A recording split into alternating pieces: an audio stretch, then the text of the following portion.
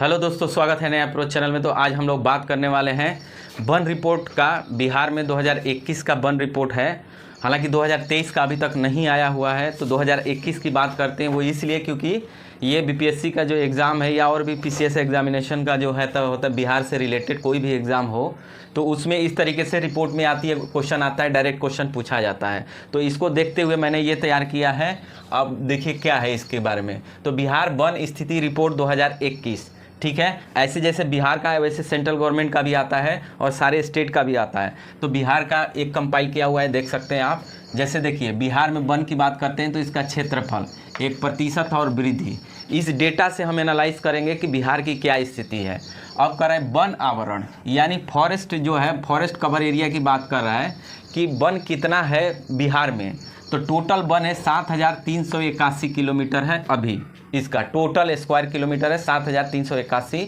और परसेंटेज में बात किया जाए तो टोटल जितना लैंड है बिहार का उसका 7.84% क्या है, ये परसेंटेज है। यानी जितनी ज़मीन है उसका 7.84 है इसका परसेंटेज।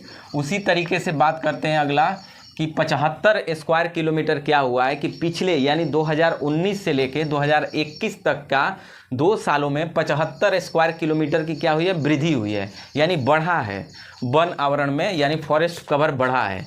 तो फॉरेस्ट कवर में क्या करते हैं, इसमें 3 लेयर्स होते हैं, ठीक है। 3 लेयर्स की इसमें बात होती है। एक होता है डेंस फॉरेस्ट, यानी बिल्कुल घना जंगल हो, बिल्कुल एकदम फॉरेस्ट कवर हो, काफ़ी डेंस हो। और एक होता है मॉडरेट, होता है जो मीडियम में हो, मतलब उससे कम घना हो। और एक होता है ओपन फॉरेस्ट जो बिल्कुल कहीं कहीं हो, इस तरीके से। तो इन तीनों को मिला करके क्या किया जाता है, वन आवरण, यानी पूरी तरह से इसको तीनों को शामिल करके ये निकाला जाता है टोटल वन में, जिसका परसेंटेज ये हो गया।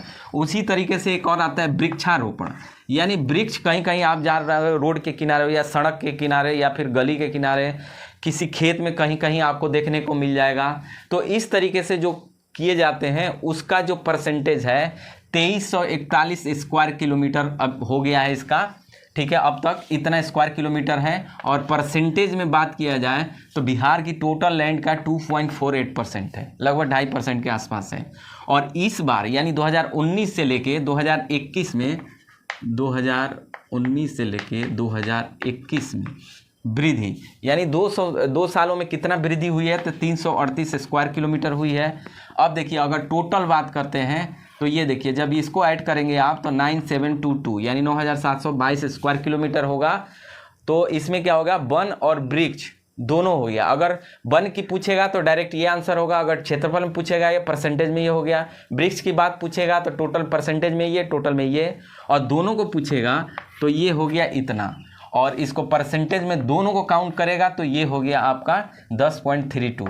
और पूरी कितना ग्रोथ हुआ है दोनों मिला करके तो 413 स्क्वायर किलोमीटर का ग्रोथ हुआ है 2 सालों में।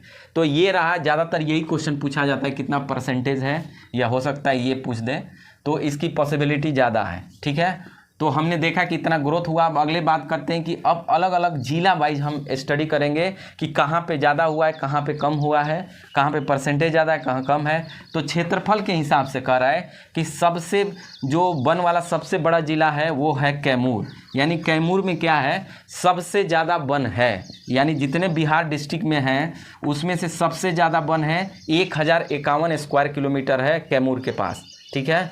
दूसरी बात करते हैं पश्चिमी चंपारण है 903 स्क्वायर किलोमीटर। और तीसरे में बात करते हैं रोहतास की 670 स्क्वायर किलोमीटर। यानी टॉप 3 ये हो गए जिसमें सबसे ज़्यादा वन है।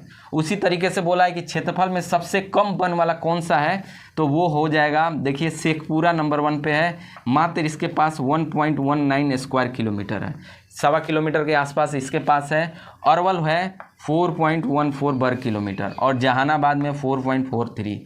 यानी सबसे बॉटम लेवल पे ये तीनों है, सबसे कम में है 1 किलोमीटर, 4 किलोमीटर, 4.5 किलोमीटर, ये लगभग इसका एरिया है। यानी कहीं ना कहीं ये मैसेज दे रहा है कि यहाँ पे वन का आवरण करना बहुत ज़रूरी है, वृक्षारोपण बहुत ज़रूरी है, क्योंकि ये करेंगे तभी होगा। ये हमारा डेटा साफ इंडिकेट कर रहा है कि इस तरीके से हमको काम करने की ज़रूरत है, क्योंकि बहुत कम है यहाँ पे।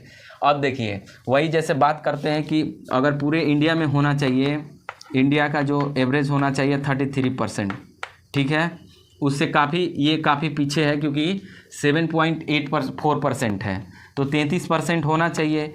अगर हम हिली एरिया की बात करते हैं तो हिली एरिया में आपका जो टारगेट होना चाहिए 66%। जैसा कि आप नॉर्थ ईस्ट में देख सकते हैं कि यहाँ पे 66% होना चाहिए, जबकि मैदानी एरिया में यानी प्लेन एरिया में क्या होना चाहिए, 33% वन होना चाहिए। तो आगे बात करते हैं, ये तो मैंने क्षेत्रफल में देखा, अब प्रतिशत में बात करेंगे, परसेंटेज में कौन सा सर्वाधिक है। तो परसेंटेज की बात करते हैं तो कैमूर हो गया, जहाँ पे 31% है, यानी हमारा नेशनल जो एवरेज है 33% उसके करीब है, लेकिन फिर भी इसको आगे बढ़ाने की ज़रूरत है। 33 हो गया। जमुई में जो दूसरा परसेंटेज ज़्यादा वो है 21% है, और नवादा में 20% है। ठीक है, तो ये टॉप परसेंटेज में हो गया। और ये टोटल एरिया की बात करता है, यानी कम जगह में ज़्यादा वन हुआ है ये वाला, और ज़्यादा एरिया जो जितना बड़ा जिला है उसका ज़्यादा कवर कर रहा है ये सब। तो आप देख सकते हैं परसेंटेज में है। वहीं कह रहा है कि निम्न परसेंटेज जिला कौन है, यानी सबसे कम परसेंटेज है। तो जैसा कि आप देखेंगे कि शेखपुरा यहाँ भी था, यहाँ भी था, इतना है, तो बहुत कम है, 0.17%, यानी 0.7 सोचिए कि 1.0 के आसपास है, बहुत कम है, बहुत कम है। ये देखिए बक्सर और सिवान दोनों का जो रेशियो है 0.35 है, यानी इसको ये सबको क्या करना होगा, बहुत ज़रूरी है।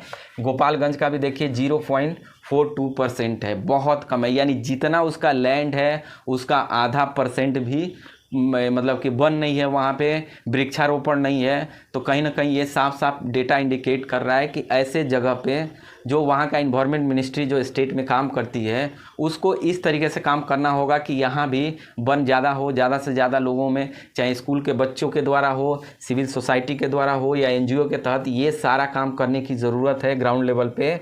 अब अगला जो बात करते हैं, सर्वाधिक वन वृद्धि वाला जिला, यानी कौन ऐसा जिला है जो ज़्यादा काम कर रहा है कि हमारे पास जो भी भले कम हो लेकिन हम किस तरीके से आगे बढ़ रहे हैं, ये टारगेट अपना लेके चल रहा है, जिसका नाम है बांका। ये 16% का क्या किया, इंक्रीज़ किया है। ठीक है, अगर मान लीजिए उसका एवरेज अगर 1% भी है तो उसमें क्या किया, 16% का वृद्धि कर रहा है, यानी वन पे ये ज़्यादा ध्यान दे रहा है, बढ़ाने की बात कर रहा है। ठीक है, तो न्यूनतम वृद्धि वाला जिला कौन सा है, कैमूर है, यानी इसका सिर्फ 4.83% ही ये क्या कर रहा है कि ग्रोथ कर रहा है, जबकि ये 16% है। तो कहीं ना कहीं कैमूर को भी, हालांकि इसका परसेंटेज ज़्यादा है लेकिन फिर भी इसको और लगाने की ज़रूरत है। इसके पीछे रीज़न है कि कैमूर आप देखेंगे तो जैसे ये डिस्ट्रिक्ट हो गया तो इसका लगभग आधा से भी ज़्यादा ये क्या होता है, हिली एरिया है। तो हिली एरिया में क्या होता है कि यहाँ पे वन जैसा पहले से है, इसीलिए यहाँ पे लगभग आपको 1% के ही आसपास मिलेगा, लेकिन रेशियो क्या निकल गया, 31%, क्योंकि यहाँ पे ज़्यादा डेंस है। तो इस एरिया में बढ़ाने की ज़रूरत है। अगर ये बढ़ जाए तो हो सकता है कि 33% से ऊपर चला जाए। तो इस तरीके से क्या होगा कि हर जिला को अपने अपने तरीके से वन को लगाना होगा, वृक्ष लगाना होगा, और वहाँ के हर आदमी को मिल करके ये सारा काम करेंगे तो बिहार में भी जो 7.84% है उसको बढ़ा के 10, 20, 30 तक, अगर 30 तक चला जाए तो काफ़ी बढ़िया हो जाएगा, हमारे इन्वायरमेंट के लिए अच्छा होगा। और आने वाला जो क्लाइमेट चेंज हो रहा है जिसकी वजह से इतना लॉसेस हो रहा है, वहाँ पे आप देखते हैं कि 2 ग्रुप होता है बिहार में। जैसे ये बिहार आप ले लीजिए, तो बिहार में क्या होता है कि जैसे यहाँ से गंगा के आप देखेंगे, ये नॉर्दर्न एरिया हो गया, नॉर्थ बिहार हो गया, और ये साउथ हो गया। तो नॉर्थ में क्या होता है कि रिवर बहुत सारे आते हैं, नेपाल से आते हैं, तराई वाला जो रीजन है यहाँ से तो ठीक ठाक वर्षा भी हो जाता है, प्लस यहाँ पे पानी की अवेलेबिलिटी है। लेकिन यहीं दक्षिण वाले में, यानी गंगा के दक्षिण में आप देखेंगे तो बहुत सूखा भी होता है। तो एक तरफ बहुत ज़्यादा पानी हो जाता है, एक तरफ बहुत ज़्यादा सूखा हो जाता है। तो सूखा वाले में देखेंगे मैक्सिमम इसमें वन की परसेंटेज बहुत कम है, इसलिए यहाँ पे बढ़ाने की ज़रूरत है। तो इस तरीके से ये बिहार का वन रिपोर्ट था। ये एग्ज़ाम में कैसे आते हैं, या फिर हमको ये भी सीखने को मिल गया कि कौन सी डिस्ट्रिक्ट में क्या क्या कैसे हम प्लान करके आगे बढ़ाने को, ग्रीनरीज बढ़ाने को टारगेट करके उसको अचीव कर सकते हैं। तो कैसा लगा आप ज़रूर बताइए, फिर आगे मैं देखूंगा कौन सी वीडियो आने वाली है। इसके लिए थैंक यू सो मच।